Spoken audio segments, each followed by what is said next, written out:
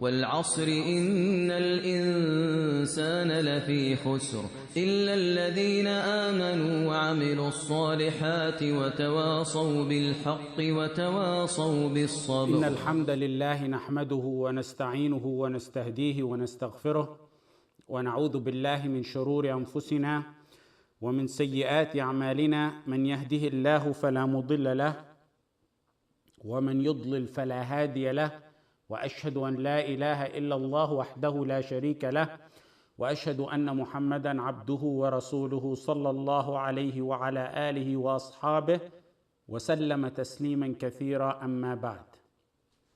We gave part 1 of Surah Al-Asr last week, and this will conclude inshallah Tafsir Suret Al-Asr. The last point, and this is the proof on the 4 fundamental principles. Surah Al-Asr is the proof on the 4 fundamental principles. The last point we spoke about last week was that Allah gives an oath by that which He wills, and humans only give an oath by Allah. Allah can give an oath by creation, we can only give an oath by Allah. Let us go back to a term, wal asr. Allah gives an oath to show the value of time by al-asr. Therefore, don't waste time. Keep in mind that the shaitan has tactics in killing your time. That's why when it comes to good, productive stuff that benefits you in the hereafter and even in this world, he casts boredom and laziness on you. Be alert for such tactics and know how to deal with them. If it's something vain or sinful, the shaitan puts joy to it. And that's one of the traps of the shaitan. You find that one, for example, can stand in a parking lot when he sees a friend and he'll talk to the friend, and hours will go by, possibly backbiting or maybe in even just vain talk. Hours go by and one feels as if it's only a few minutes. Maybe even neutral stuff that's talked about, maybe mubah. The shaitan doesn't care as long as he can keep you away from obedience out of envy, that he doesn't want you to do that which he is deprived of. Suddenly you go home and you're too bored to stand up for 5 minutes in Qiyam al-Layl. Or the Imam in Salat al-Isha or Salat al-Fajr reads what the Prophet ﷺ used to read, and one starts to shake his legs and move in boredom and starts looking at his watch or in the sky, and that's what you see of their appearance, and what's in the heart could be even possibly more. You find people who are sitting with friends at such ease and peace, fully attentive and engaged into conversation as if they have no worries. And basically, if you ask them, they probably tell you, we forget our worries when we're talking to our friends. And if he breaks for salah, suddenly the shaitan comes to him and reminds him of the stresses of life and school and tests and appointments and kids and other matters to distract him from that which benefits him in the hereafter. A true believer, his coolness, the coolness of his eyes is in salah and dhikr. The Quran and Sunnah states so. Today, the coolness of the eyes has become in everything outside or except dhikr and salah. So Allah gives an oath by al-asr, by time, to draw attention to time. You're made of time. You're made of seconds, minutes, hours, days, months, years. You are made of that. When today leaves and today ends, you buried a portion of you. That's what you got to think. When you pray Salat al-Maghrib every day, that's the end of our day. Maghrib after that is the beginning of the following day. You've buried a part of you right there and then. One is like a building. Your age may be 20, maybe 20 stories up, maybe 75 stories high rise. Every day that goes by, a brick is taken off that and placed in the hereafter. Every sunrise and then sundown that you don't gain deeds is a day you'll regret. If it's in haram, we all know that. If it's in normal mubah stuff, it'll be regretted because you didn't gain a higher level in Jannah. You're made up of time. Time passes and we enter Jannah based on what we invested in our time. Wal asr. That's why Allah gave an oath by al asr. Minutes passing are your principal. They're your capital. Every day that passes by, you bury a day out of your life. The next point. What's the subject matter of the oath? What is so important that Allah needed or wanted to give an oath about? What is it so important that He wanted to draw our attention to look into? Innal insana lafi khusr. The subject matter of the oath is that everyone is at a loss. Allah is given an oath on al-asr that man is at a loss. Mankind is at a loss. What's the relationship between choosing al-asr to give an oath by and the fact that everyone is at a loss? Why didn't He give an oath, for example, by one of His many other creations? Right here in this surah. Asr is your life. It's the token of time. And how you use al-asr, your time, is a determining factor if you will be among the winners or among the losers. So it best coincides that time be what Allah uses to give an oath by, and Allah makes the best of all choices. Innal insana. Insana, mankind. If you're mankind, this applies to you. Insan is all mankind. There's a dispute. Some said it's the kafir, some said it's all mankind, and it's probably more correct to leave the Quranic verses general like in this one if there's no proof to restrict it, and that was the opinion that Ash-Shanqiti went by. Innal insana lafi khusr. Lafi. Lam in lafi is to confirm. We talked about that last week. Khusr. Khusr comes in a noun form. Loss. Instead of a verb. Khusr comes as a noun instead of a verb to give an everlasting, powerful meaning. Allah did not say khasir. He's losing. Allah did not say laqad khasir. He's losing. Allah said khusr in a noun form. Khusr in a noun form. Let me give you an example to better understand how delicate the linguistic words of the Quran were chosen. One can be a millionaire and he loses $1,000. He's a khasir. He is a millionaire. What's $1,000 to a millionaire? He's a khasir. But he's not a total loser because what's $1,000 really nothing, even though he lost, but it's really nothing for a millionaire. Now, if a millionaire, that same millionaire lost billions, now he's in debt, now he's encircled with loss, then the term khusr, complete loss, applies to him. Tremendous loss. He's no longer a khasir. He's in khusr. He's encircled in loss. Khusr means complete, total loser, complete, total loss. Encompassed, seized totally by loss, encircled by loss, at loss from head to toe. Another linguistic lesson. Lafi khusr, or is it lafi al-khusr? It's lafi khusr. It's mentioned as a nakirah. That's nakirah. Lafi khusr instead of lafi al-khusr. There's two reasons for this. Two reasons for this. Khusr as a nakirah over al-khusr. It comes to show, number one, how big of a loss. That's why it's mentioned as a nakirah. Lafi khusr instead of lafi al-khusr. Arabic people use nakirah without al to show something that is mighty and devastating and how big it is. So this is to show how big of a loss it is. Another linguistic lesson is Allah used fi, in, instead of ala, on. Ala means on. In another verse, when Allah talks about guidance, He says, أُولَٰئِكَ عَلَى هُدًى. They are on guidance. He didn't say fi over there. Why did He use fi instead of ala here? Because He's fully surrounded deeply with loss.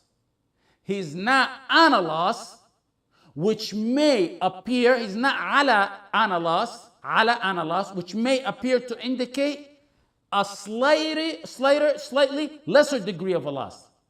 He used fi to indicate how big of a loss it is. He is in total loss. He's not near or close to a loss. He is encircled in a loss. All those unique, detailed linguistic lessons show how big of a loss this is we're talking about over here. The loss here is not a transaction or two. It's not a season or two. It's not a semester or two. It's not a quiz. It's not a test. It's not a business deal. This loss here is loss of a capital. It's loss of profits, and it's complete debt. Major loss. It's also not a temporary loss. It's an everlasting loss. If one is in hell, he's doomed. Nas'alullah al-afiyah. If he's in heaven, then he may have not gotten the highest rank that he should have gotten. It's a loss right there too. Let me give you a practical example as it pertains to the surah. A winner and someone who lost his profits. First one is a winner, then one who lost his profit, and then the third one is one who lost his capital, his profit, and he is in debt. You return from work or school. And since we said al-asr may mean the time at the end of the day when someone begins to think about what he did during that day, you return at night, you visit relatives, you teach your kids Quran, you play with them, you make salah, fard or nafil, you may have relationship with your wife, maybe you review Quran, maybe go online, listen to a lecture, maybe listen to Quran, maybe go out working out with the right intention, maybe even sleeping, taking a nap with the right intention. If you intended and you said, I want to get a few minutes of sleep so I can re-energize after this long day, and so I can wake up for qiyam. It'll help me get up for qiyam. And because there's a hadith, the Prophet ﷺ said, you get some qaylula during the day, sleep, nap at the day, so it'll help you wake up at night. So that is a winner. He used his time to his advantage. That's number one. Number two is someone who came back from a bad day. You usually come back from work or school upset or thinking or worried, and you're brainstorming and you're thinking, sitting there just merely thinking about what happened. Anything you do idle where you're not gaining deeds, you're at a loss. You lost profit. You may have not gotten sins. We're not saying you got sins for sitting there and thinking and drooling over what happened. But that same time is a loss because you didn't take advantage of that time. What's the surah start with? Al-Asr. Time. Any businessman will tell you, money you have, you stack away, that's not invested is money lost. Money not invested is money lost. Take it and say, time not invested for your akhirah is time lost. It's so simple to get ajr. In fact, with the right intention, there's nearly nothing you can't get ajr on. You go work out with the right intention, ajr. You sleep and take a nap with the right intention, ajr. You play with your kids, ajr. Now the third scenario is one that will return from work, use that time to hang out with his friends. He uses that time to hang out with his friend. Now what's a common epidemic today in settings? Backbiting, gossip, watching that which is prohibited, maybe listening to the instruments of the shaitan, sitting with your friends, or going on the net and typing away in the honor of those dead and alive.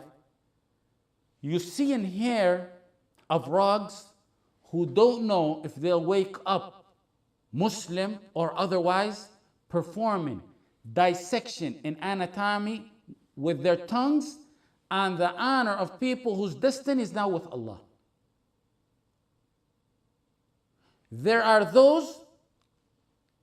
There's people who are done deal. Allah's dealing with them. Allah is dealing with them. They are now with Allah. Allah's dealing with them. Then you got people who perform dissection on those whose souls are possibly inside green birds tending to the rivers of paradise and eating from the fruits of Jannah and returning to hang on the throne of Allah.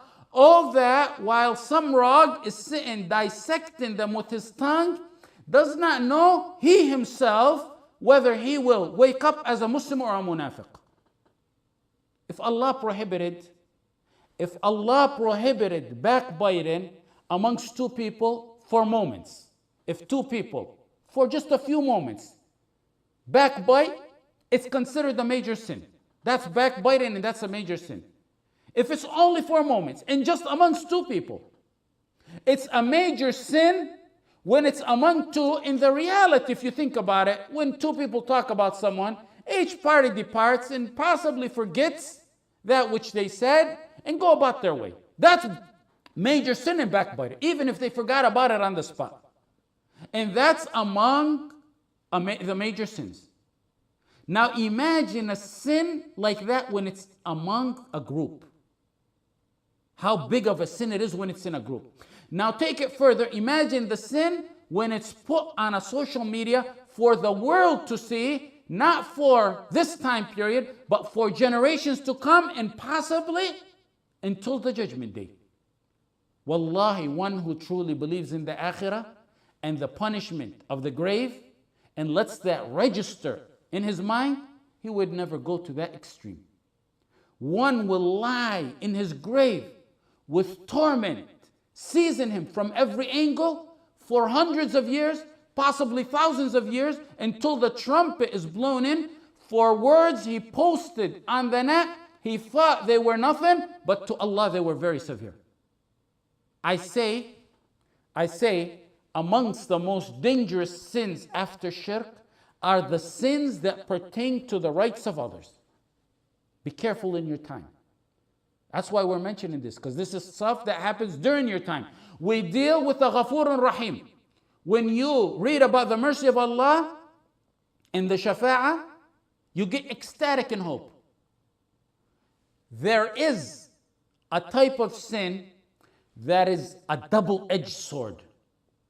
And that's the sins that transgress upon others, like killing, like backbiting, like taking the properties of others, like slander of others.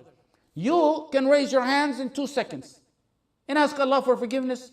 You're dealing with a Ghafur Rahim. But there's another right, double-edged sword. There's another right pertaining to the human who's going to come and request it from you when you stand before Allah. When people pass over the Sirat, obstacle after obstacle, terror after terror. Allah called it زلزلة الساعة شيء عظيم. The wait for the judgment day is terror. The questioning before Allah is terror. The mizan is terror. Getting the books, walking on the sirat. Now, finally, you made it through all that and you're on the sirat, you're crossing a sirat, and there are people who are making it to the front yard of Jannah. In Sahih Bukhari, إذا خلص المؤمنون من النار حبسوا بقنطرة بين الجنة والنار فيتقاضون مظالم كانت بينهم في الدنيا حتى إذا نقوا وهذبوا أذن الله لهم حتى إذا نقوا وهذبوا أذن لهم بدخول الجنة. Abu Sa'id al-Khudri radiyallahu anhu in hadith in Sahih Bukhari said, when the believers cross over hellfire, over the Sirat, they're stopped at a bridge called Al-Qantara, an arch bridge called Al-Qantara, before they get into paradise. What's that bridge for? They will be given retribution for injustices between them until they're fully purified. Then after they're purified from rights amongst each other, then they'll be told, you can enter Jannah. Qantara may be the edge, the last portion of a sirat, but I believe from what I read, I believe it's actually another bridge, a second smaller bridge after a sirat, that's like a detour for believers of this ummah who have rights amongst each other before they get to step on the front yard of Jannah. Whoever contemplates and fully realizes the Akhirah, and sit, when you think about it, as it's happening before you, what I just told you, sit and imagine it before you. You could never commit a sin like this. Can you imagine the excitement? You pass all through all those phases, one after the other. You just finished passing the claws that take you, kalalib, that take you and pull you from the Suret onto Jahannam. You just passed that phase. Just as you're about to put your foot in the front yard of Jannah, one group goes forward to the front yard of Jannah joys, and another group goes to Al-Qantara to settle the disputes they had between Muslims and get purified before they're allowed to enter the front yard of Jannah.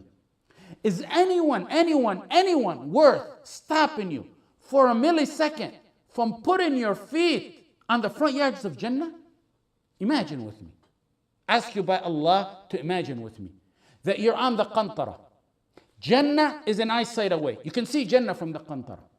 You get in sins of someone you despise so much that you spoke about him and slandered him. Can you feel the agony you're going to be going through? Because still at this point, after this point, Allah's going to remove all heart feelings. وَنَزَعْنَا مَا فِي صُدُورٍ مِّنْ غِلٍّ. But at this point, you're going to feel the pain of it. Can you feel the agony of being imprisoned on the Qantara, watching your level in Jannah from Firdaus drop down and down and down and down, at an eyesight away from you? Can you imagine the agony of seeing people in the front yard of Jannah? Some people possibly crowded about Ibrahim alayhi salam. Some people going to Nuh alayhi salam to meet with him. Some people going with Aisha to meet the wife of the Prophet sallallahu. Some going to meet Khalid ibn al-Walid and Abu Ubaidah, smiling and joyous. They made it to the front yard of heaven, and you're there on the Qantara getting your ranks stripped down, one after the other, for something you said about a believer, or something that you took away from the rights of a believer. The one you despise so much, is he worth the most valuable asset that you have? Your ranks in Jannah? If indeed you want to backbite, then slander your mom and your dad, or your sheikh, or someone you really love. Because if you get stopped on the Qantara, it'll be your mom and your dad getting their ranks higher, while yours get slower. Why did the Prophet ﷺ call someone who transgresses on another's rights bankrupt? Ask people who know finance. If someone has no wealth, zero, do you call him bankrupt? No, you don't call him bankrupt. Someone you refer to as bankrupt is not someone who never had nothing. It's someone who has a lot and then lost it. Those who slander, backbite, transgress on the honor and the rights of others, they have deeds, lots of deeds. In one hadith, the Prophet ﷺ said, like Jibal Tuhama, huge mountains of deeds. But they become bankrupt, they lose it all. They hit someone, he takes some ajr. They slander, that person gets some ajr. You really get amazed at how loose some tongues are and how released some jaws are when it comes to the honor of their brothers. Because they don't really comprehend these. The akhirah in them is not really deep in their hearts.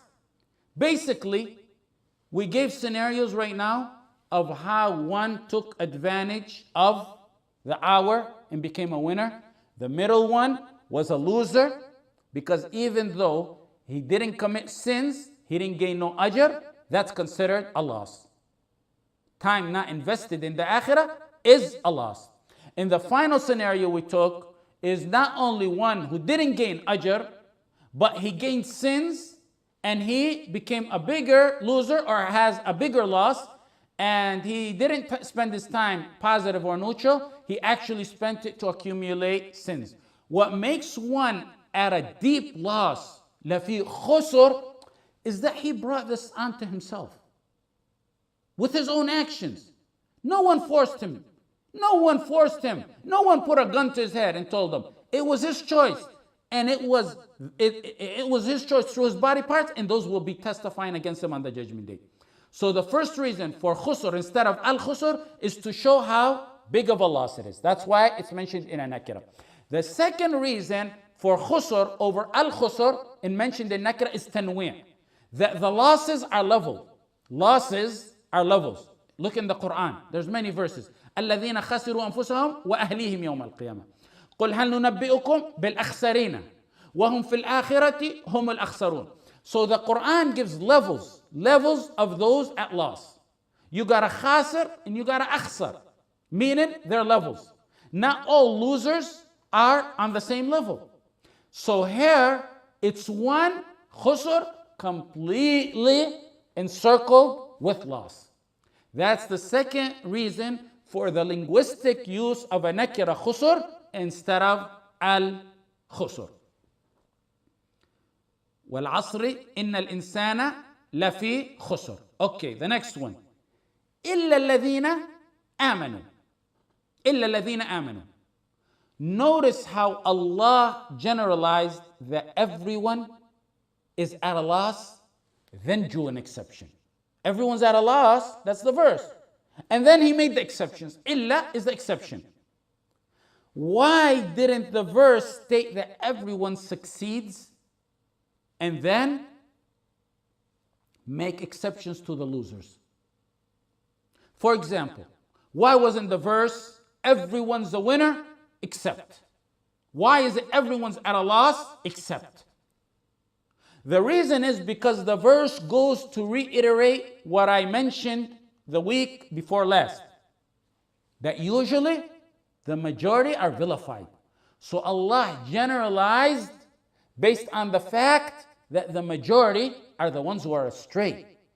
I mentioned, not last week, but the week before last, 4 or 5 verses showing that the Quran mentions the majority in a vilified way, and that those people who are on the truth are usually a minority and they're praised. And I mentioned for each side approximately 4 or 5 verses. وَمَا أَكْثَرُ النَّاسِ وَلَوْ حَرَصْتَ بِمُؤْمِنِينَ وَإِن تُطِعْ أَكْثَرَ مَنْ فِي الْأَرْضِ يُضِلُّكَ عَنْ سَبِيلِ اللَّهِ. That's the reality. What Allah stated is the reality, no doubt. That's the Quran. That's the word of Allah, the Creator. The world has 7 billion humans on it. Out of the 7 billion, 1.6 billion are who fall under the name Islam. Out of the 1.6 billion, you got to start cropping out. You got to crop out. You got to crop out those who don't make the salah. Crop out those who have corruption, major corruption in their aqidah, like the major shirk in them.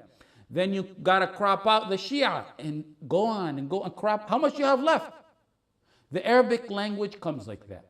If the majority were hungry and there's only a few who are left, you say everyone was hungry except. الناس جاعوا إلا. If everyone accepted your wedding invitation except 3 or 4 people, you say الناس أتوا إلا. People attended my invitation except, meaning the majority attended. Okay, if most did not accept your wedding invitation, you flip it around. You say لم يأتي إلا. No one attended except. That's the proper Arabic language. You start with the general majority of something and then you draw the exceptions. Here in this, وَالْعَصْرِ إِنَّ الْإِنسَانَ لَفِي خُسْرٍ إِلَّا, here it's to show that those at a loss are the majority, which is consistent with the more direct verses we mentioned 2 weeks ago. إِلَّا الَّذِينَ آمَنُوا. Note when Allah said all mankind are at a loss, He didn't tell us why they were at a loss. He did not say they're at a loss because they gamble, because they drink, because they fornicate, and the list goes on and on and on. He didn't say that. He didn't give us the details of why they're at a loss. He could have said, وَالْعَصْرِ إِنَّ الْإِنسَانَ لَفِي خُسْرٍ الَّذِينَ أَشْرَكُوا وَزَنَوا وَقَتَلُوا وَنَهَبُوا. And he could mention characteristics of those, why they're at a loss. Instead, Allah told us the exempted and those who are exempted and the qualities of the winners. He went to tell us the quality or the outlines of the winners instead of telling us the details of those who are at a loss or the losers. Why? Because speaking about the losers is endless. It'll go on forever and ever. So many characteristics, so many types. There's many reasons for being a loser, but the outline for being among the winners, the ones who are successful, is simple. It's a simple, easy outline to follow. What are they? They're the 4 fundamental principles that we've been talking about for the past 11 or 12 classes that we've been teaching. That's why the Quran in other verses speaks about the straight path as a singular path. And even in some hadith, it's a single path. It comes in singular form. When he speaks about other paths, it comes plural. وَأَنَّ هَذَا صِرَاطِي مُسْتَقِيمًا فَاتَّبِعُوهُ وَلَا تَتَّبِعُوا السُّبُلَ وَلَا تَتَّبِعُوا السُّبُلَ. Verily, this is my straight path. So follow it and follow not the other paths. Sirati is singular. My path is singular. One simple path. Subul, the deviant paths, is plural. So the right path comes as singular, and the deviant path comes as plural. Okay, إِلَّا الَّذِينَ آمَنُوا. This is the first principle of the 4 fundamental principles that the author of Usool Thalaathah called the first of the 4 fundamental principles of the introductory principles in the book. You remember he said the first principle is to know. To know Allah, the Prophet Muhammad ﷺ, and the book. Why do you know about Allah? Why do you need to know about Allah and His Prophet Muhammad ﷺ and the book? In order to believe. آمنوا إلا الذين آمنوا. Knowledge is what gets you to believe in Allah, His Messenger, books, and angels. We don't need to talk about this since it was covered in detail when we talked about the first of the 4 fundamental principles. What may confuse someone though is the author in the book, in our book right before us, he mentioned the principle as knowledge. But here, when we look at it in Surah Al-Asr, in the verse it says, Iman, illa alladhina amanu. But the author mentions it as knowledge in Allah, the Prophet, and the book. Because the author is trying to get this principle to you of Iman, the principle of Iman to you. But the only way you can get Iman is through knowledge. Can there be real Iman without knowledge? No. So that may cause a confusion as to why the author mentions it as knowledge, and in the surah he uses as proof, it's mentioned as Iman. Iman is the fruit of knowledge. It's derivative from knowledge. That's why the author in number 1, he says knowledge. And he specified knowledge in Allah, the Prophet, and the book. There can't be Iman without knowledge. Can you get an orange without a tree? The tree is knowledge. The fruit, whether it may be an orange or an apple, the fruit is Iman. The tree is knowledge. You can't get a fruit without a tree. So when the author said knowledge, and knowledge in Allah, the Prophet, and the book, it means Iman in this verse, because the purpose and goal of your knowledge in those matters is to have Iman in them. Okay. Why didn't the verse in Surah Al-Asr tell us what to believe in? Allah said, إِلَّا الَّذِينَ آمَنُوا وَعَمِلُوا الصَّالِحَاتِ. Allah said, except those who believe, period. Here, He didn't tell us in detail what are the aspects of believing. Here, there's 3 points I want to mention. Allah did not detail Iman in this verse because of A, it's obvious. B, it's known. C, there's plenty of verses throughout the Quran and Hadith to know what Iman is, that clarify this matter and situation. For example, I have one car, and you came with me in that car. And on our way leaving right now, I hand you the keys and I tell you, go pull my car. I'm standing on the sidewalk and I say, go pull my car.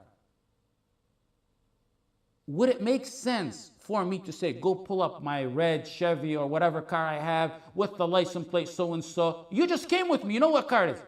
You know which car it is. So I say, just go pull up my car.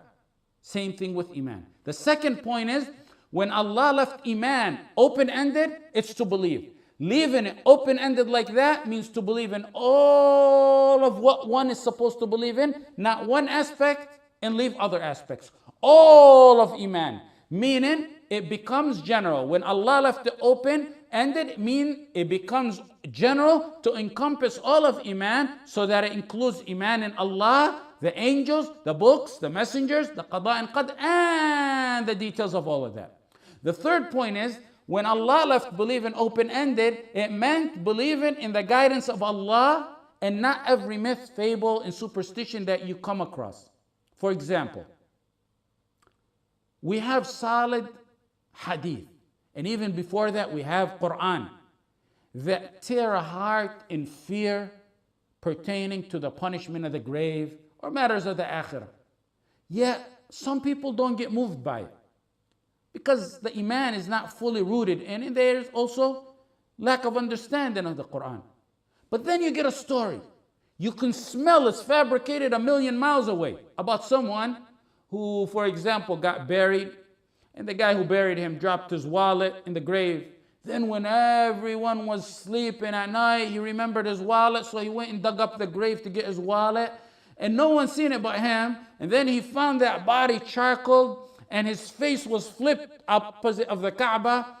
And then to top it off, you scroll down and you find if you don't pass this on to 10 people, you're going to die, or your family members are going to die. When Allah said to believe here, it's to believe in the verses, Iman, in the guidance, not to be. Islam doesn't want you to be feeble-minded. A believer is clever. A believer is clever and astute. A believer is smart. When the Prophet Muhammad sallallahu alaihi wasallam went to Isra, and the Quraysh got a hold of Abu Bakr, they said, now we got Abu Bakr, the Siddiq. This was before the Prophet ﷺ got to him. They said, listen to this one, Abu Bakr. Your friend, he come up with this big one. Can you believe your friend went from Mecca to Aqsa and returned and then to the seven skies and returned in less than one night?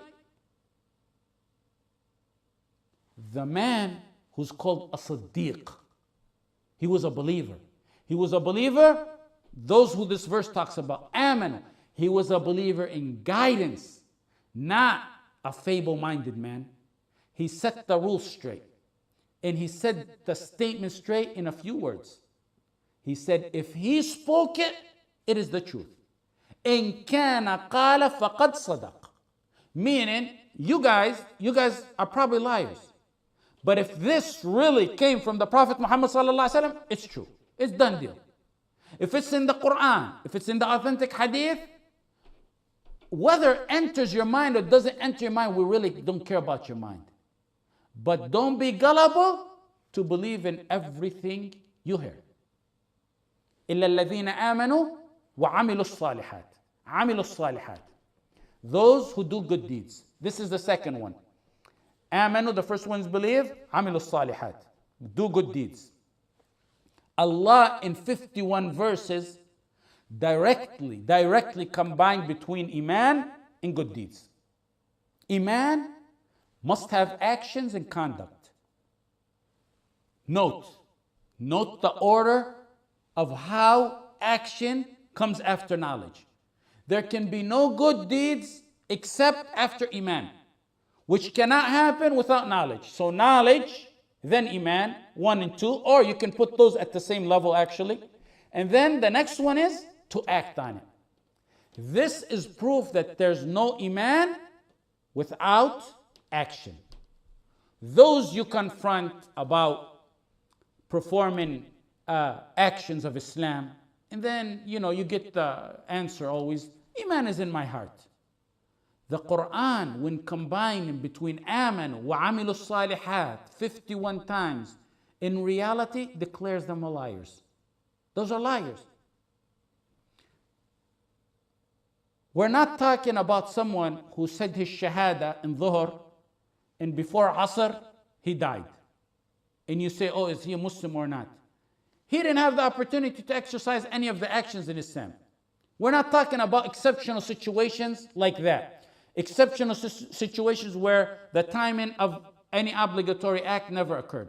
We're talking about deceivers who live a lifelong time void of deeds, and when you approach them, they say, Iman is in my heart. Iman is like a seed. It's like a seed in the heart. And it's also like a seed when you want to grow a flower. If you don't give that seed water, if you don't care for it, if you don't nourish it, what happens to that seed? That seed dies. It never grows. If that seed stays there for 2-3 weeks with no action, no care for it, that Iman, that seed, dies and becomes worthless.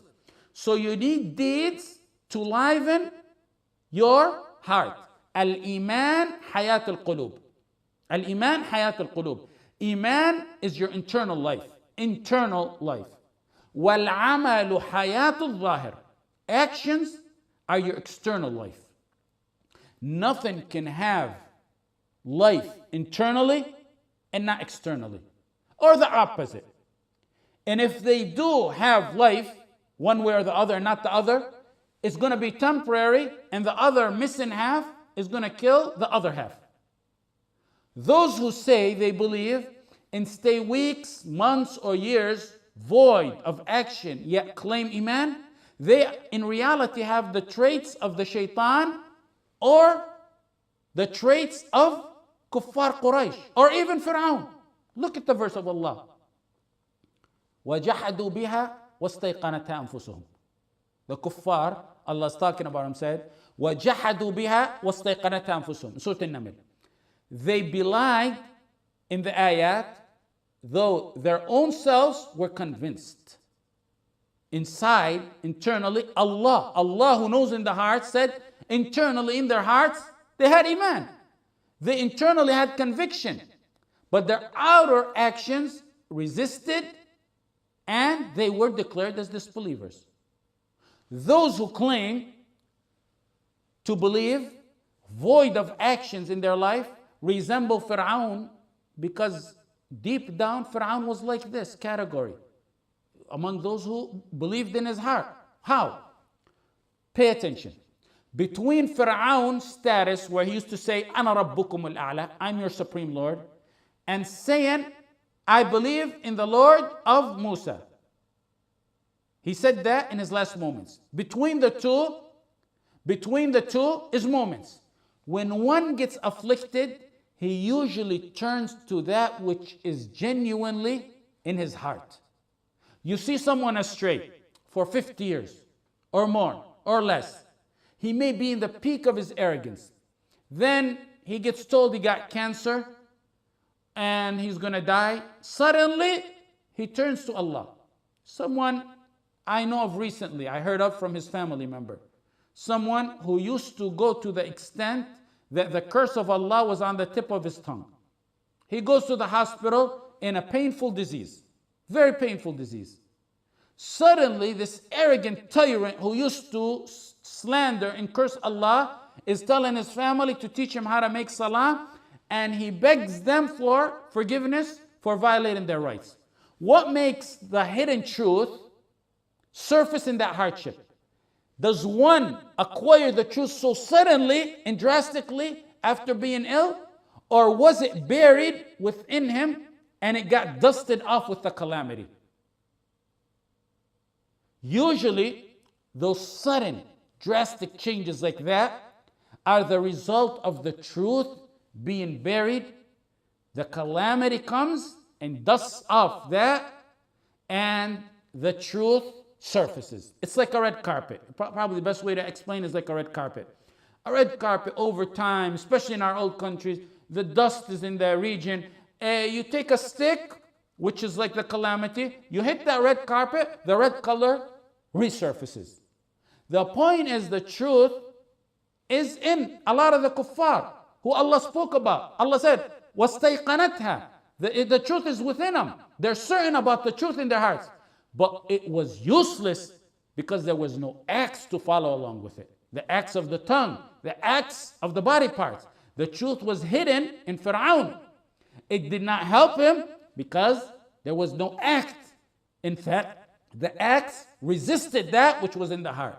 The summary and point is that internal belief in Iman must coincide with the external belief, which is action. If one claims he has internal, and time passes with absolutely no external practice, he's not a believer. The best example that I've been using for possibly 2 decades is no matter, in matters of life, would one be satisfied with another person with just the heart belief, heart love, when we deal with each other? If you don't accept matters in this life with the heart only, then how can you expect that they be accepted in the matters of the life after? If a husband tells his wife, I love you, and I love you, and I love you, all day and all night, yet he does absolutely nothing to show that love. No job to support her, does not take care of the kids, does not help her around the house, sits on the couch all day and tells his wife he loves her. What's the common statement that the wife says? If you love me, you would show it. If you love me, you would show it. And then of course she's going to go to the sheikh and file for khula. If you do good in work, in school, your teacher, your boss, whatever it is, says, I like you. You did absolutely great. And he showers you with the most eloquent praises. He loves you. Your natural reaction is, if I'm all that, then show me. Show me. If I'm good, then where's the grade? Where's the A+? Where's the promotion? Where's the raise? The flip side of this is action with no internal iman is very dangerous as well. The peak of deeds is for the apparent deeds to coincide with the internal iman. Those who have deeds with no internal foundation have in reality aspects of the munafiqeen and the hypocrites and flip-floppers. Those are the people who you really find with relapse. Those are the relapse in their belief. The ones who relapse are this kind of category. You see him with the appearance that he's a true devout Muslim. To you, that it appears like that. Then suddenly, he's the total opposite. Those are the people who really in reality had the external but were hollow internally. Let me give you an example. All this is cleared by examples. That's why I have to give you example for each one of these. Early in this century, there was a man called Abdullah al-Qasimi. He lived from 1907 to 1996. He was born in Saudi. He went in exile. He exiled himself to Egypt. He wrote books defending Islam. He wrote books defending Imam Muhammad bin Abdul Wahhab.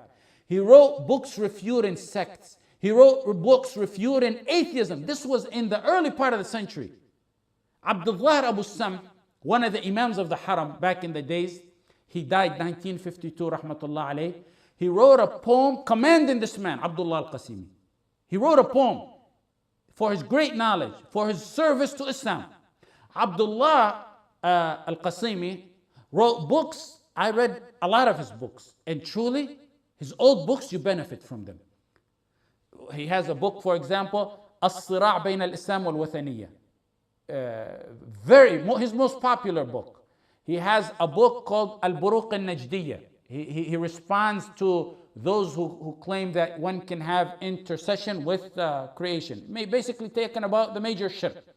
He has a book called Mushkilat al-Ahadith al-Nabawiyya wa Bayanuha. He responds very eloquently to atheists who claim reason over proof. He has a book called Al-Fasl al-Hasim Bayn al-Wahhabiyyin wa Mukhalifihim. And he has another book called Shuyukh al-Azhar. And he has another book called Al-Thawra al-Wahhabiyya. Books where he defends the true Tawheed and the followers of true Tawheed. He has a book called the popular book Hayat Muhammad. He has a book with commentary on that book. If you read his books, or if he had back then tapes or YouTubes, this would have been an imam on one of the biggest imams on the path of Salaf, vigorously defending Islam and the core of Tawheed. Not just regular Islam, the core of Tawheed. That's how it looked. That's how it appeared. But was it really like that? In reality, he's an example of one whose outer action didn't match his internal action. Like many of the ignorant heads that you see today. Maybe not at the same level of him, but it's the same problem. Those who went from apparent talk of ayat and hadith and tawheed and sayings of the Salaf, they went from that 15 years ago to suddenly they're now modernists or right at the border of being modernist.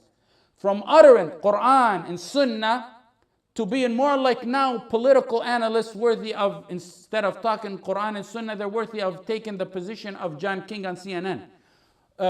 Some whose present day recordings refutes their recordings 15 years ago. And 15 years ago recordings refute their present day talk and writings. Those are the people, both in the East and the West. They're available in the East and the West. The reality is they may not have gone to the extreme of Al-Qasimi, who went to an atheist after defending Tawheed, but they have aspects of the common denominator is the internal didn't match the external. Nas'alullah al-afiyah. That's a problem. I'm saying it's not as bad as Al-Qasimi because he went to a full-blown atheist, but these people, the internal didn't match the external. For example, Al-Qasimi, who went from defending Muhammad bin Abdul Wahhab to a pure atheist. Later on, why I say didn't match. Later on, some of his close friends said that when he was writing these hardcore books on Tawheed and Aqidah, defending Islam, in his private settings with them, he would debate with them matters that were extremely unusual. They would say, how could this man talk about this? One of his friends, I read once, one of Al-Qasimi's friends said, at the time he was defending Aqidah and Tawheed, in his super settings, he would raise issues doubting the Prophet Muhammad sallallahu alaihi wasallam and Allah. We didn't know about that. We seen the surface of his books. Then his friend said, then I would see him in a gathering in the daytime teaching to a group and a crowd Sahih Muslim. So then I say to myself, the talk we had yesterday is just probably shaitanic whispers because it's impossible. At nighttime he's having doubts in the Prophet ﷺ, in the daytime he's teaching Sahih Muslim. The main diagnosis of the likes of the Qasimi, who went from Tawheed carriers and defenders to pure atheists, is that there was a mismatch between the internal and the external. The internal Iman did not coincide with the external. When you're asking, ask Allah like the Prophet sallallahu alaihi wasallam. Ya muthabbita, ya muqallib al-qulub, thabbit qalbi ala dinik. The authentic hadith that the Prophet sallallahu alaihi wasallam used to make a dua in a Jami' al-Saghir. O Allah, the turner of the hearts, keep my heart firm on your religion. In reality, that dua means keep my internal and my external running at the same path so I can be and remain steadfast on the Tawheed. إِلَّا الَّذِينَ آمَنُوا وَعَمِلُوا الصَّالِحَاتِ. عَمِلُوا الصَّالِحَاتِ finally is good deeds. عَمِلُوا الصَّالِحَاتِ is good deeds. Act on Islam. This is the second characteristic of the aspects of saving you from being among those that are Allah's. This includes every kind of deed, both the internal actions of the heart, that's included, and the external, by your tongue, your hands, and body parts, that is all included. Any deed is included in this verse, عَمِلُوا الصَّالِحَاتِ. Whether it may be ordained, whether it may be a sunnah, whether it may be a right of Allah, whether it may be a right of human being, all of that is included in عَمِلُوا الصَّالِحَاتِ. عَمِلُوا الصَّالِحَاتِ encompasses all deeds, heart actions and body actions. وَتَوَاصَوْا بِالْحَقِّ وَتَوَاصَوْا بِالصَّبْرِ. Advise and recommend to one another with truth and patience. وَتَوَاصَوْا بِالْحَقِّ وَتَوَاصَوْا بِالصَّبْرِ. These are number 3, number 4 of the 4 fundamental principles. Iman is not like a rock. They find rocks thousands of years old and they find it just like it was. You can have a rock and you put it for centuries to come and it never changes. Iman is not like that. It would be nice if Iman like that, but Iman is not like that. Iman fluctuates. And there are forces behind that fluctuation, behind that change. You have the force of a nafs. إِنَّ النَّفْسَ لَأَمَّارَةٌ بِالسُّوءِ. And you also got, number 2, there are 3 things. Shayateen al-ins. And then you got shayateen al-jinn, which are mentioned in the Quran. These forces are out to get you. Sometimes one of them attacks you. Sometimes 2 attack you. And sometimes you got all 3 on you, attacking you to misguide you. Sometimes they attack you with full force. Sometimes they attack you lightly.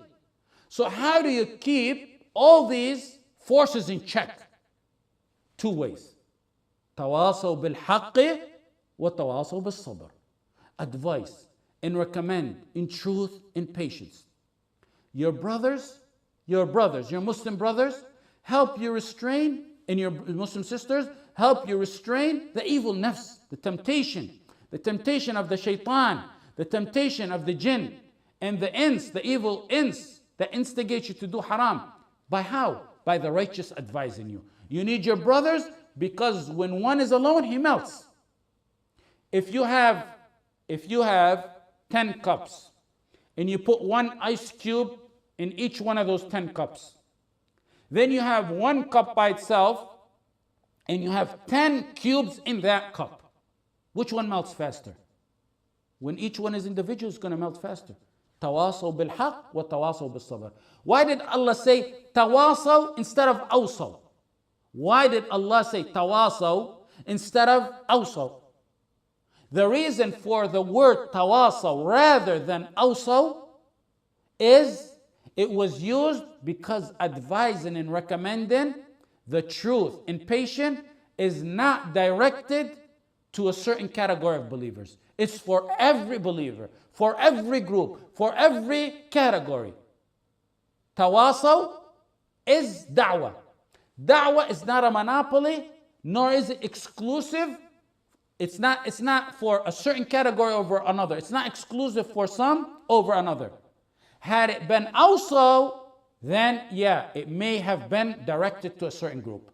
But when it's tawasaw, it means it's open for all. It's the duty of all. It's the duty of all what? It's everyone's duty to advise and everyone's duty to accept advice. That's what tawasaw means instead of also. There's no one better than another in this ordeal. There's no sheikh immune from this. There's from getting advice, and there's no students. There's no layman immune from getting advice or giving advice. Students, sheikhs, imam, we're all equal. There's no hierarchy in this matter. Everyone in this we're all together in this matter. Like some countries, for example, they have the agency called the Agency of Propagation, the Virtue, propagation of virtue and the prevention of vice. And some countries, they try to limit ordaining the good in da'wah to that group right there. Had it been also, they would have had proof. But when it's tawasaw, no. Every believer must advise his brother, and every brother must accept. We're all in this equal. There's no send button, yet no receive. We all got in this matter a send and a receive button. A believer to a believer is like 2 hands. One washes the other. One hand can't wash itself by itself. You need another hand to wash the hand. And that's what a believer is to another believer. If you want others to accept your teaching and advice, then you start with yourself. No matter who you think you are, you start by accepting advice of other people. We all have our faults. Wallahi, we all have our faults. And we all have our weakness. The ummah is one body. And we're here to help each other in this weakness. Someone may have a weakness in doubts. Doubts are like shubuhat. He gets doubts, for example, about Allah. Many people get that doubt. The shaitan instigates and he reaches a level where he begins to instigate doubts in even Allah, in the existence of Allah. Some people begin to have these shubuhat. But there's another person, a believer, who is strong in resisting the desires, the shahawat, the woman, the musical instruments, and that's called shahawat. The one who's strong in doubts has weakness in looking at haram, for example.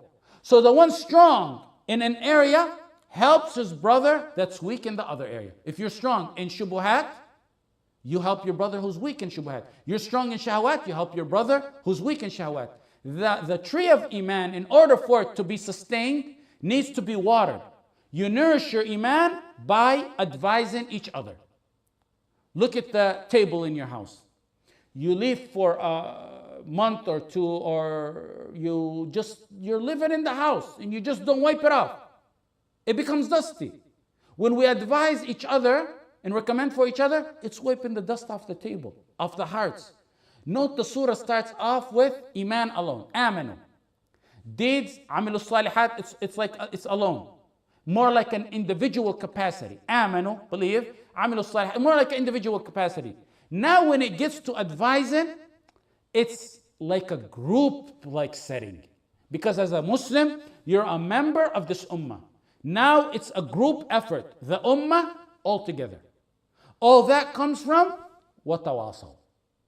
The third fundamental principle, advising in haqq, that's in reality what the author mentioned, da'wah.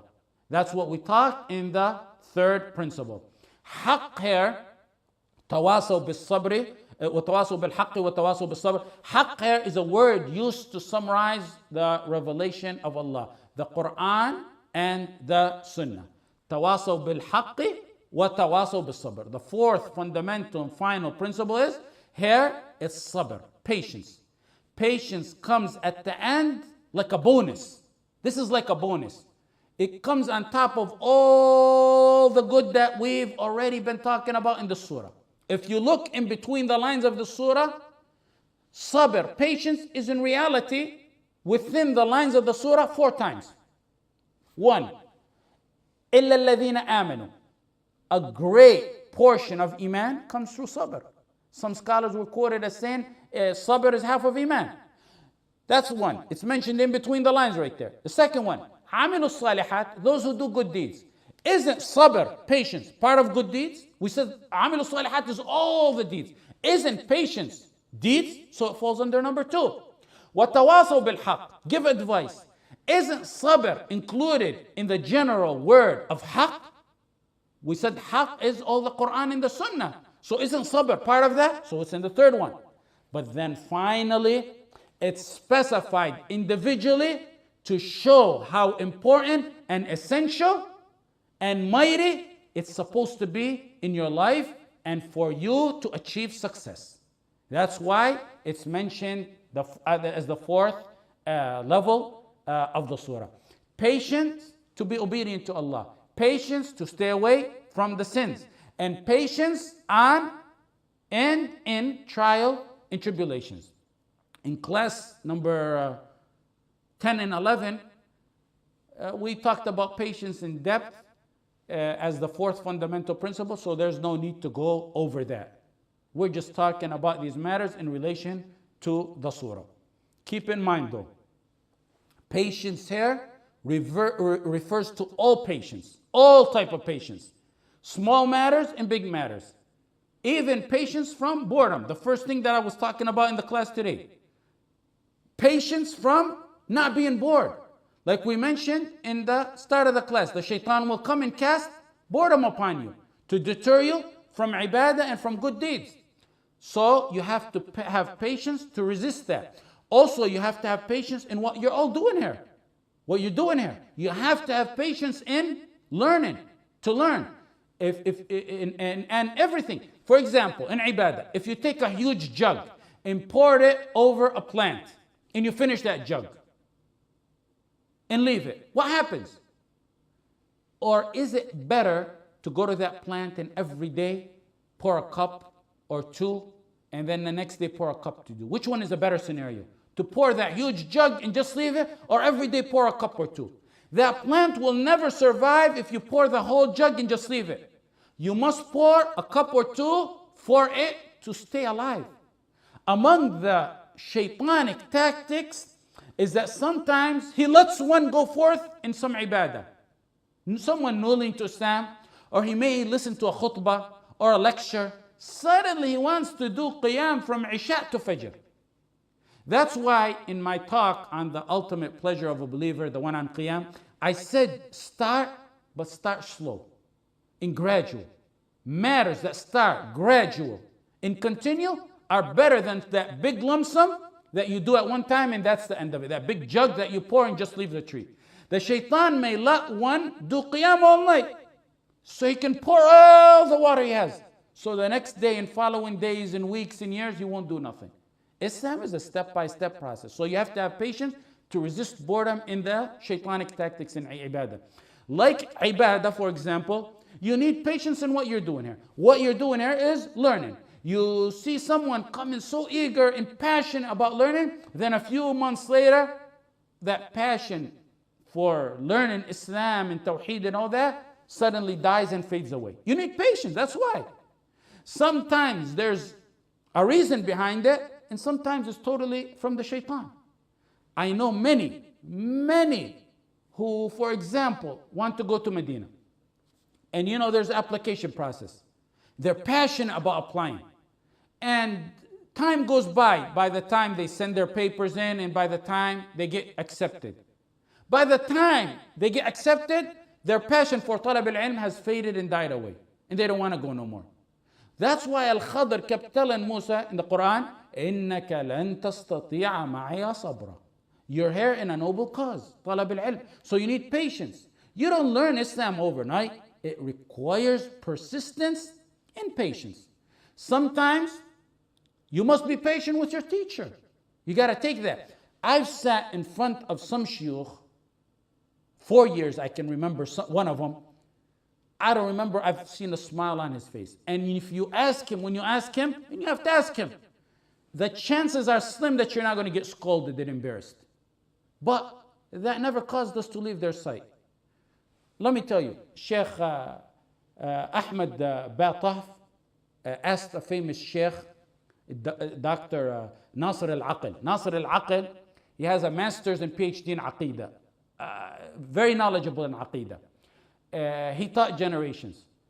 He was asked, who's the most knowledgeable in Aqidah? This Sheikh Ahmed, is asking Sheikh Nasr al-Aql, who is the most knowledgeable in Aqidah? Sheikh Nasr al-Aql said, I don't know anyone on the face of this earth more knowledgeable in Aqidah than Sheikh Abdullah al-Ghunayman. He has a PhD. Sheikh Abdullah al-Ghunayman. I actually believe that to be a very accurate statement.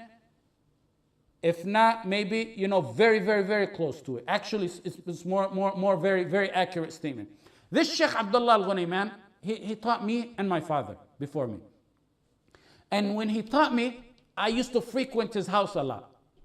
My father called him at one point and requested that he teach me. And in addition, he taught us in the Islamic University. He was a teacher there in the regular curriculum of the Islamic University. He also had a chair in the Haram where he taught at times 3 days a week between Maghrib and Isha, and at times 4 times a week between Maghrib and Isha. And I also frequented his house. I may be mistaken, I don't want to put this on my account, but looking back at it, I don't think I've ever seen him ever smile during my stay with him or my study with him. I actually once took a friend with me to his house. I was going to go learn something, and I took a friend. I tagged along a friend with me. My friend, when we were talking, he asked a question, and he got scolded real badly. When we got back in the car, he said, don't you ever bring me here again. He was tough. He was tough, and it's, inshallah, it's because he wanted to raise people properly. Maybe it's his nature. I'm there to learn from this giant, and that's what it is. May Allah grant him and my father a long life full of deeds and barakah. The point is, one needs patience in every aspect of learning. Today, if you don't baby your students, one loses patience suddenly and he's gone. And you'll be lucky if you don't find him posting something negative about you if you don't pamper him or her. Keep patience between your eyes. It's a journey. You're a journey on talab al-ilm, and you need patience for it. And that is what you gotta keep. إِلَّا الَّذِينَ آمَنُوا وَعَمِلُوا الصَّالِحَاتِ وَتَوَاصَوْا بِالْحَقِّ وَتَوَاصَوْا بِالصَّبْرِ. The final comment for the deep students of knowledge is it pertains to the comment the author mentioned at the end of the surah. He said, الشافعي رحمه الله قال الشافعي رحمه الله لو ما أنزل الله حجة على خلقه إلا هذه الصورة لكفتهم. لو ما أنزل الله حجة على خلقه إلا هذه الصورة لكفتهم. He attributes this statement to Shafi'i. The author said, Shafi'i said, if nothing else but the surah would have been revealed and nothing else, this would have been sufficient. Okay, there's an issue with this statement right here. Note, first of all, note the statement. What's meant by the statement is not that we don't need nothing else but the surah. What is meant by those who quote this statement is you don't set the Quran aside and just take Al-Asr, is that this is like an outline. What's meant is that the surah is sufficient to show you an inspiration, an outline, an encouragement to direct you to the path of guidance and salvation. That's what they mean when they quote this quote. And notice I say what's meant by the statement if some scholars use it. Since I don't believe that this was the exact wording of Shafi'i rahimahullah. This as it is quoted in this booklet, I don't think it's the exact wording of Shafi'i rahimahullah. This statement as mentioned in Usool Thalaathah is nowhere to be found by a chain. One of my shuyukh, a great muhaddith, Sheikh Hamad al-Ansari, rahmatullah alayh, he's a great imam from Mali. And he left Mali at a young age to escape the French terrorists back in the days. And he landed in Mecca, in Medina, where he continued his studies, and he's a very prominent alim. Amongst his students are Ibn Jibreen is a student, Bakr Abu Zayd is one of his students, Salih al-Sheikh is one of his students, Sheikh Umar Thalaathah and Atiyya Salim, both of who were my teachers, are his students, and among his students is Sheikh Salih al-Suhaimi. This Sheikh Hamad al-Ansari, he died rahmatullah alayh in I believe it was 1997 or close to that. Based on many, let me say before I go on, based on many requests when I mentioned these ulama, many wanted to know more. And inshallah, if we have time, I'll mention a short glimpse on these giants of Islam to revive their mention, because they're the leftover of the followers of the Sahaba. And because when you know about the true ulama, you'll end up knowing who's a alim and who's not. Anyways, when I asked Sheikh Hamad al-Ansari once in his library, he had a library that was open to the public, about the statement, he said he does not know of any chain of authenticity where that statement, as mentioned in this booklet, can be found. And I've heard from another student of ilm, Al-Albani said a similar quote. And actually, if I didn't learn but this from Sheikh Hamad al-Ansari, it would be worth me making dua for him for the rest of my life. And he taught me plenty. May Allah raise his rank to Firdaus. He said in many books that he researched, he couldn't find it. However, in Manaqib al-Shafi'i for al-Bayhaqi, there's a chain for a similar statement.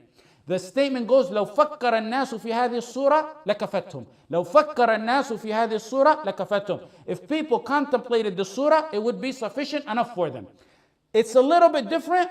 However, this proper wording is attributed to a Shafi'i, and Sheikh Hamad al-Ansari said it's attributed to a Shafi'i. This one, لو فكر الناس في هذه الصورة لكفتهم, it's attributed to a Shafi'i with a solid chain, unlike the other statement that's mentioned in this book. Why? First of all, we should use this one because it's actually has a chain to it. Second, it's more clear. The statement is more clear as to what Shafi'i is talking about. Also, if you read Ibn al-Qayyim's works, and Ibn Taymiyyah al-Shaykh, and Ibn Kathir, and al-Shanqiti, they all mention it. لو فكر الناس في هذه الصورة لكفتهم. They don't mention it like it's mentioned in this booklet. So now, why did the author here say the other one, which is لو ما أنزل الله حجة على خلقه إلا هذه الصورة لكفتهم? Why did he use that? If the correct one is the one in Bayhaqi, Manaqib al-Shafi'i, why did the author here use it? Why did he use that? Why didn't he use in this booklet لو فكر الناس في هذه الصورة لكفتهم? Even though لو فكر الناس في هذه الصورة has a chain and the meaning is more clear. Maybe that the author here quoted the meaning and not the word for word verbatim of what Shafi'i did. And if you look into the works of Muhammad ibn Abdul Wahhab and those who mastered the work of the Imam, the author of this booklet, sometimes, when you study someone's books for so long, you get to know a trend of how he writes his books. So some of the ulama said that he quotes by meaning. So there's no problem in that, the fact that he quoted by meaning, but we should stick to the one with a solid chain because first of all, it has a chain, and second of all, the meaning is more clear. وجزاكم الله خير. We went a little bit too long, but alhamdulillah, we did a portion of what we're supposed to do of Tafsir Surat al-Asr. جزاكم